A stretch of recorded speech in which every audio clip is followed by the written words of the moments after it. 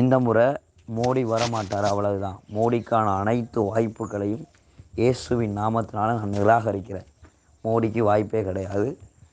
முடிவுகள் நீங்கள் பார்ப்பீங்க. வேத புரட்டனே, வேத புரட்டனே, இதுதான் உனக்கு சரியான பெயர்.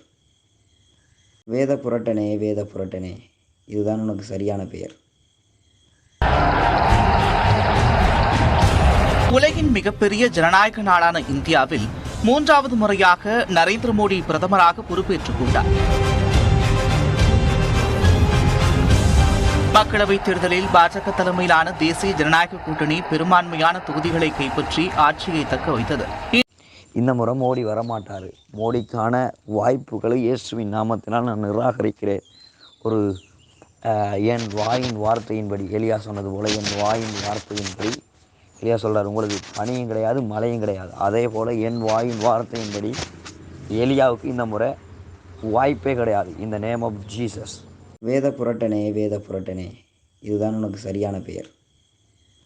வேத புரட்டனே, வேத புரட்டனே, இதுதான் உனக்கு சரியான பெயர். பூனை என்ற வார்த்தை பைபிளில் இல்லை, அதற்காக பூனை இல்லை என்று நாம் சொல்லிவிட முடியாது. ஓகே. திருத்துவம் என்ற வார்த்தை பைபிளில் இல்லை. திருத்துவம் என்பது உண்மை. பிதா, குமாரன், பரிசுத்த ஆவியானவர் ஒரே கர்த்தர் 3 ஆழ்த்துவங்களாக செயலாற்றுகிறார். Okay, bye, God bless you. வேத புரட்டனே, வேத புரட்டனே, இதுதான் உனக்கு சரியான பெயர். வேத புரட்டனே, வேத புரட்டனே, இதுதான் உனக்கு சரியான பெயர். Thank you, Holy Ghost. Shaka laba rika labo sheke tere lere mal barbolo shikilia toro colbriatoro rema.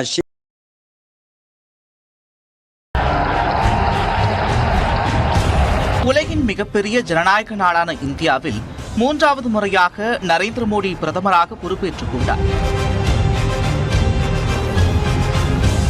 மக்களவைத் தேர்தலில் பாஜக தலைமையிலான தேசிய ஜனநாயக கூட்டணி பெரும்பான்மையான தொகுதிகளை கைப்பற்றி ஆட்சியை தக்க வைத்தது. என்னப்போ நிலைமை ரொம்ப மோசமா இருக்கு. 2024 என்ன தீர்க்க தரிசனம் சொல்லியிருக்கப்பா, நான் இன்னும் அந்த லிங்கை பார்க்கல. என்ன பேசியிருக்குன்னு தெரியல. அப்படி என்னப்பா தீர்க்க தரிசனம் சொன்னேன். லவ்ப்பா கால கொடுமையாக இருக்குது. ஆளுக்கு தீர்க்க தரிசனம் சொன்னால் அந்த தீர்க்க தரிசனத்துக்கே மரியாதை இல்லாமல் போயிடும். பாவம், கடவுள் அற்பமாக இருக்கிற ஒரு மனுஷனுக்கு தீர்க்க தரிசன வரத்தை கொடுத்து அவனை மகிமையாக நடத்துன்னு நினைக்காரு. ஆனால் இங்கே இருக்கிறவனுங்க எல்லாமே வாயிலிருந்து எதையாட்டும் வர வச்சு அது நடந்துட்டுனா அவன் தீர்க்க தரிசி, நடக்கலைன்னா அந்த தீர்க்க தரிசனம் சொல்லலை. என்ன போயுது? ஐயோ ஐயோ, வாழ்க்கையில் என்னையும் இப்படி சிரிக்க வச்சுக்கலாம். போ, உங்களை நினச்சி சிரிக்கிறது எனக்கு பெரிய பாடாக இருக்குது. ஒரு உலகத்தால் நினச்சி சிரிச்சா கூட சரிங்களா, கிறிஸ்தவத்துக்குள்ளே இப்படி இருக்கப்பா. உன் குடும்பம், அந்த ஒன்லி ஜீசஸ் இந்த குடும்பம், அதில் 1-2 பேர் தான் விதிவிலக்கு. மிச்செல்லாம் விபச்சாரிக்கு பிறந்தவனுங்க, கூட்டி கொடுத்து சாப்பிட்றவனுங்க.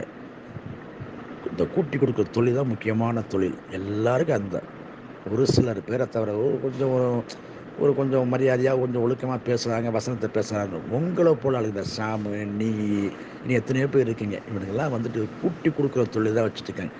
அதில் நம்பர் 1 ஷாம், 2வது வந்துட்டு புர்னே, 3வது நீ பேசுறிய, எந்த அளவுக்கு பேசுகிற பாரு. அதெல்லாம் வந்துட்டு உங்கள் பொழப்பு. அது குலத்தொழில், ஒரு குடும்ப குலத்தொழில்.